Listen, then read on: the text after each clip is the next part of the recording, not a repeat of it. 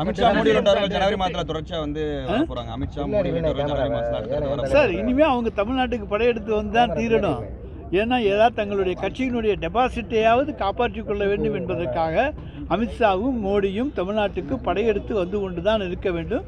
ஆனால் எந்த பணமும் கொண்டுகிட்டு வரமாட்டாங்க.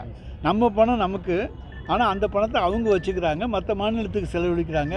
நம்மளுடைய பணத்தை மற்ற மாநிலங்களுக்கு செலவு செய்வதற்காக வருகின்றவர்கள் தான் அவர்கள் தவிர இங்கே நமக்காக எந்த பணத்தையும் அவர்கள் தருவதில்லை. தமிழ்நாட்டிலேயே வந்து உறுதியாக வந்து நாங்கள் வந்து பீகாரை போல வந்து குறை தெரியும்னு சொல்லியிருக்காங்க. சார் பீகார் வேறு, தமிழ்நாடு வேறு. தமிழ்நாட்டிலே வேறு எந்த இயக்கமும் காலூன்ற முடியாது. இது திராவிட இயக்கத்தினுடைய வரலாற்று மிக்க பூமி.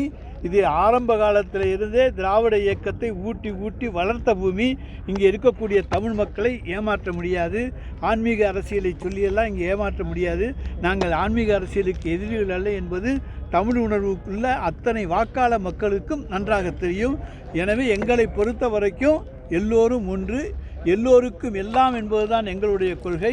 எல்லோருக்கும் எல்லாம் கிடைக்க வேண்டும் என்பதுதான் எங்களுடைய கொள்கை. எல்லோரும் சமம் என்பதுதான் எங்களுடைய கொள்கை. நீங்கள் எல்லாரும் சமம்னு ஏற்றுக்கிட்டு எல்லாரையும் அவங்கள வர சொல்லுங்கள். ஆட்சேபனையே கிடையாது. எல்லாரையும் சமமாக ஏற்றுக்க மாட்டேங்கிறாங்களே.